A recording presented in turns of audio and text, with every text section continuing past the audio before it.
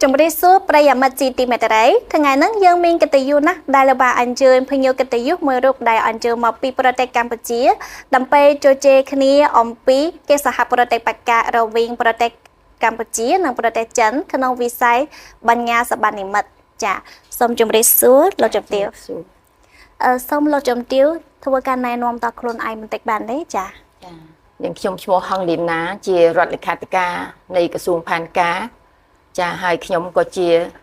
សមាជិកខាងគណៈកម្មការរដ្ឋាភិបាល Digital របស់ប្រទេសកម្ពុជាដែរចា ចាខ្ញុំសូមសួរតាលោកជំទាវបានទទួលលទ្ធផលអ្វីខ្លះនៅក្នុងតាំងពីពណ៌អាចិនអាស៊ានលើកនេះជាពិសេសក្នុងវិស័យបញ្ញាសបានិមិត្តចាសូមអរគុណសម្រាប់សំណួរនេះចាមិនដឹងថាមានពាក្យអីក្រៅពីថាអស្ចារ្យដែលខ្ញុំពីព្រឹកមិញនេះយើងបានទៅមើលពិព័រណ៍នៅក្នុងស្តង់ចាដែលជារបស់ទីក្រុងណានីងចាខ្ញុំទៅចូលទៅខ្ញុំដូច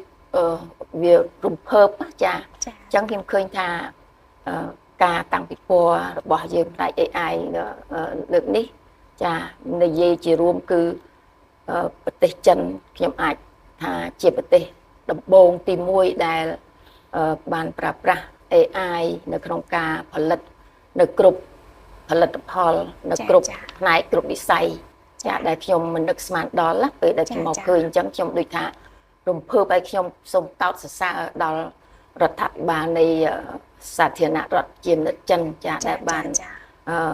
ប្រឹងប្រែងនិងបានបង្កើតឲ្យមាន AI នេះឡើងដើម្បីជំរុញការអភិវឌ្ឍក៏ដូចជាការ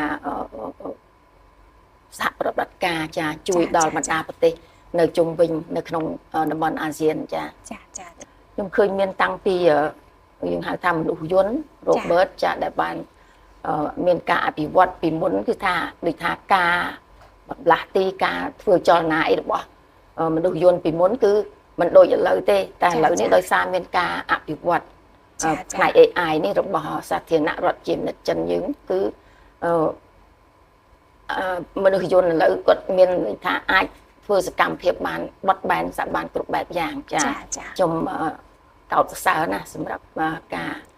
ប្រើប្រាស់ AI ចានៅក្នុងសាធារណរដ្ឋជានិច្ចចិននេះចាតើលោកជំទាវយល់ថានៅប្រទេសចិននិងប្រទេសកម្ពុជាឯងមានគេសហប្រតិបត្តិការអ្វីខ្លះនៅក្នុងវិស័យបញ្ញាសបានិមិត្តចាណានីងនៅកដាលអញ្ចឹងបណ្ដាប្រទេសនៅអាស៊ានអាចនៅព័ទ្ធជុំវិញអញ្ចឹងចាអញ្ចឹងគឺថាកិច្ចសហប្រតិបត្តិការចាណានីងជាមួយវៀតណាមតំណប់ជាប់ទៅបណ្ដាប្រទេសផ្សេងទៀតងាយស្រួលដែរចាអញ្ចឹងការសហប្រតិបត្តិការទៅលើផ្នែក AI រវាងបណ្ដាប្រទេសអាស៊ានជាមួយនឹងចិនខ្ញុំគិតថាមានភាពងាយស្រួលហើយនឹងផ្ដល់ឱកាសដល់កិច្ចសហប្រតិបត្តិការរបស់យើងនៅក្នុងការប្រើប្រាស់ AI ហ្នឹងធ្វើឲ្យយើងទទួលបាននូវផលប្រយោជន៍ជាច្រើនចាពីកម្ពុជារបស់យើងចាដោយសារប្រទេសកម្ពុជាខ្ញុំជាប្រទេសដែលថាពឹងផ្អែកទៅលើវិស័យកសិកម្មចាអញ្ចឹងកិច្ចសហប្រតិបត្តិការនៅក្នុងវិស័យកសិកម្មចារបស់ប្រទេសកម្ពុជាគឺត្រូវការណាស់ជាមួយនឹងបណ្ដានឹងសហភាពសាធារណរដ្ឋជានិច្ចចិនចាយើងចង់ធ្វើការសហការជាមួយនឹង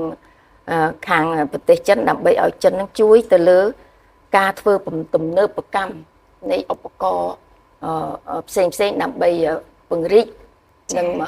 ពង្រឹងទិន្នផលនៃការផលិតវិស័យកសិកម្មមិនថាតែដំណាំស្រូវទេគឺដំណាំគ្រប់ប្រភេទចាយើងចង់បានកិច្ចសហប្រតិការក្រែកផ្នែក AI ហ្នឹងដើម្បីឲ្យចិនផ្ដល់ជាបច្ចេកវិទ្យាទំនើបដើម្បីយើងយកទៅប្រើប្រាស់នៅក្នុងការផលិតផ្នែកវិស័យកសិកម្មចាស្រូវដំណាំផ្សេងហ្នឹងចាហើយនឹងរួមទាំងការចិញ្ចឹមសត្វផងដែរពាក់ព័ន្ធនឹងវិស័យកសិកម្មហ្នឹងណាចាទី1ទី2យើង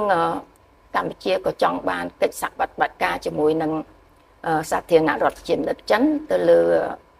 វិស័យសុខាភិបាលចាដោយសារយើងមិនទាន់មានឧបករណ៍ដែលទំនើបដូចនៅខាងសាធារណរដ្ឋជានិច្ចចិនបានប្រើប្រាស់ទេអញ្ចឹងចង់ឲ្យមានកិច្ចសហប្រតិបត្តិការជាមួយនឹងសុខាភិបាលហ្នឹងដើម្បីខាងភាគីចិនទៅជួយបដិបដាលដល់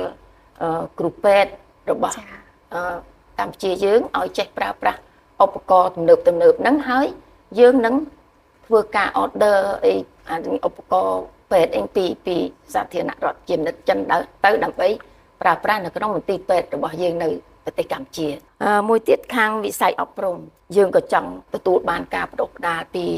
សាធារណរដ្ឋជានិច្ចចិនដែរបែបរបៀបបច្ចេកវិទ្យា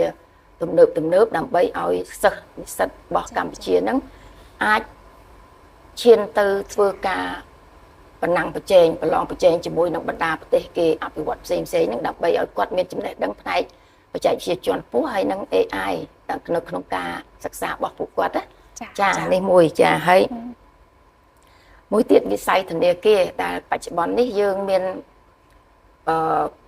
ធនាគារនិងហិរញ្ញវត្ថុយើងមានការទំនាក់ទំនងគ្នាហើយរបៀបប្រើប្រាស់ជារបៀបការទូទាត់តាម QR អីចឹងណាចាហើយនៅតាមសហគ្រាសតូចតាចកន្លែងលក់ដូរតូចតាចឥឡូវហ្នឹងក៏មាន AI នឹងដែរចាក៏ប៉ុន្តែយើងនៅតែចង់ឲ្យទទួលបានការសហការជាមួយពីសាធារណរដ្ឋចិនហ្នឹងដើម្បីឲ្យលោកជួយ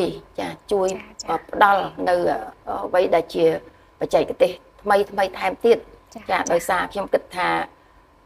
ព្រឹកមិញយើងទៅមើលនៅនេះឃើញថាមានអ្នកស្រាវជ្រាវជាបន្តអញ្ចឹងខ្ញុំគិតថាអ្វីដែលសាធារណរដ្ឋជានិច្ចចិនលោកមិននៅ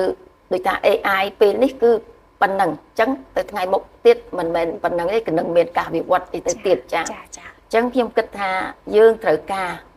វិវត្តអភិវឌ្ឍទៅតាមអ្វីដែលទំនើបស្របទៅតាមសាធារណរដ្ឋជានិច្ចចិនបានរកឃើញតទៅទៀតណាចាចំពោះទស្សនវិស័យទៅថ្ងៃអនាគតនៃកិច្ចសហប្រតិបត្តិការរវាងប្រទេសកម្ពុជានិងប្រទេសចិនដែលលោកជំទាវមានយោបល់យ៉ាងទៅមែនទេចាខ្ញុំគិតថាអ្វីដែលយើងមានកន្លងមកហើយគឺមានហើយប៉ុន្តែអញ្ចឹងទស្សនវិស័យរបស់យើងតទៅមុខទៀតគឺកម្ពុជានៅតែត្រូវការមិត្តចិនត្រូវការបន្តសហការជាមួយមិត្តចិនជាមិត្តដៃថែបជាដៃគូយុទ្ធសាស្ត្រគ្រប់ជ្រុងជ្រោយតទៅថ្ងៃមុខទៀតហើយយើងនឹងសហការគ្នាឥឡូវថ្មីនេះខ្ញុំមកនេះក្នុងនាមជាមន្ត្រីរាជរដ្ឋាភិបាលអញ្ចឹងខ្ញុំចង់ធ្វើការសហការសូមអរគុណការចែករំលែករបស់លោកជំទាវខ្ញុំជឿជាក់ថានៅថ្ងៃអនាគតប្រទេសចិននិងប្រទេសកម្ពុជាមុខជីនឹងទទួលលទ្ធផលកិច្ចសហប្រតិបត្តិការស្ទាយកាន់តែច្រើនក្នុងវិស័យ AI សូមអរគុណចំពោះការទស្សនាសូមជម្រាបលាចា